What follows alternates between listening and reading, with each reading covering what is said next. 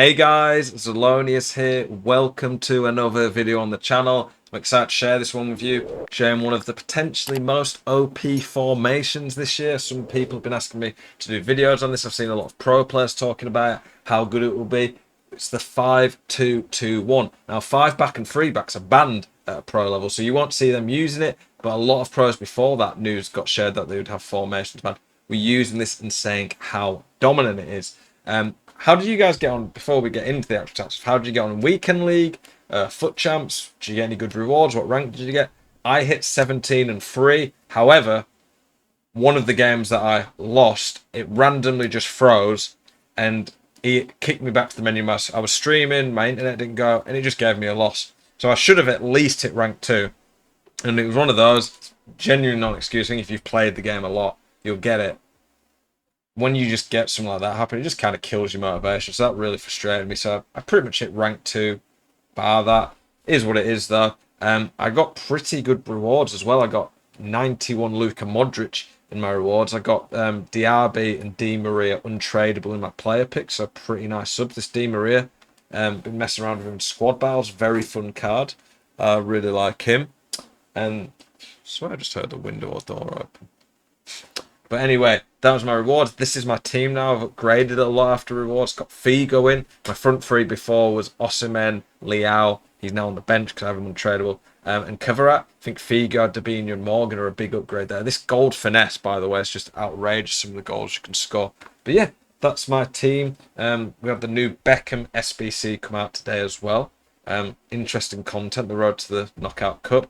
Let's get into the tactics. That's why you guys are here. 5-2-2-1. So, obvious strength of the 5-2-2-1. 5 at the back.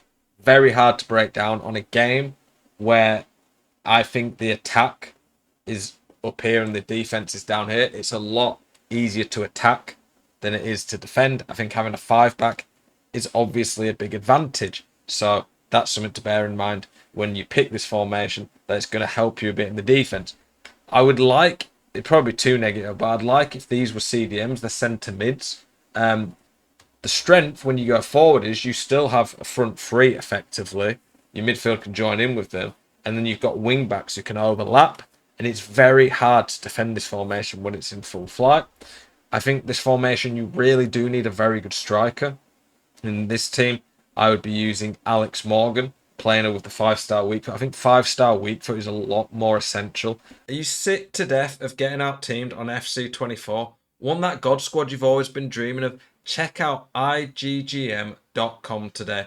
The best and most reliable place to get coins for your ultimate team. Use the link in the description and code ZEL at checkout for a 5% discount. Check out IGGM.com today. Then skills this year. That's one thing, by the way, in my videos that for those of you who watch every single one, hope you notice what I'm trying to do. I'm really trying to, throughout my videos, trying to make sure every video, even if it's not one that's like completely what you wanted to see, I'm trying to share lots of different snippets of info, different insight, things I'm learning about the game. And for me, 5-star weak foot on your attack is huge. Someone like Figo, you're probably thinking, why have you spent most of your coins on Figo then? Gold technical and the stats he has, just outrageous. But yeah, your striker is the most important player in this team, and you definitely need wing backs who are capable of going forward. I'm a bit limited there. My budget doesn't really allow for top wing backs, and I don't think there is that many top wing backs who can defend and attack right now. But I'm very happy with this team. Like it. My favourite formation, just to say, being honest, is still a 4-3-2-1. But this, if you're struggling defensively, you want a good all-round formation that can keep the ball more strong defensively and still good going forward, this is the one for you. The tactic I'm still running 71 depth. It's OP. It's ridiculously hard to play against. If you are not running that right now, you are definitely hindering yourself, in my humble opinion. So balance, low width to make it very compact. You've got a lot of width naturally having a 5 back. The depth, I've explained it. If you see my videos, I show it in action how stupid it is. Chance creation, balance, direct, still OP this year. High width to get people quite out wide, and then you can do the cutbacks.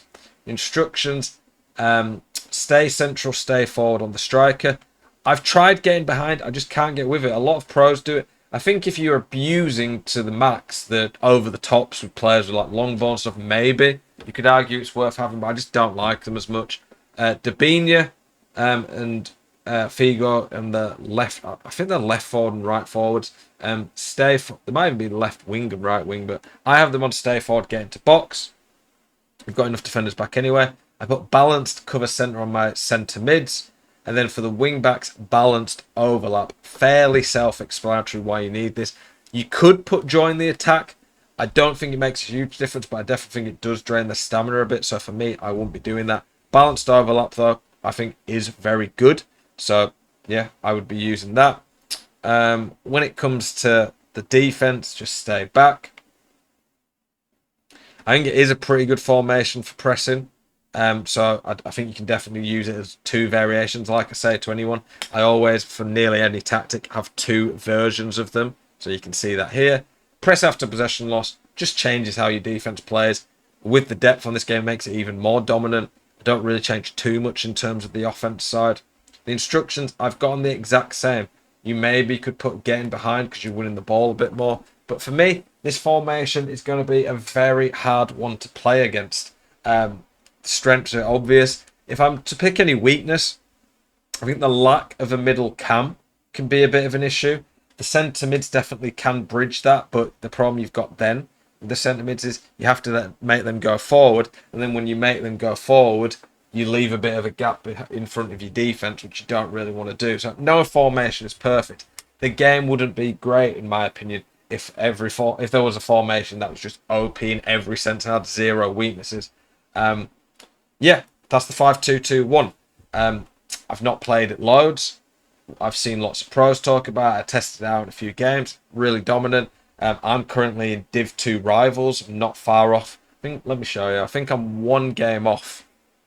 One game off the checkpoint, I think, the final checkpoint. I want to hit at least Div 1 this week. So I'm one game off.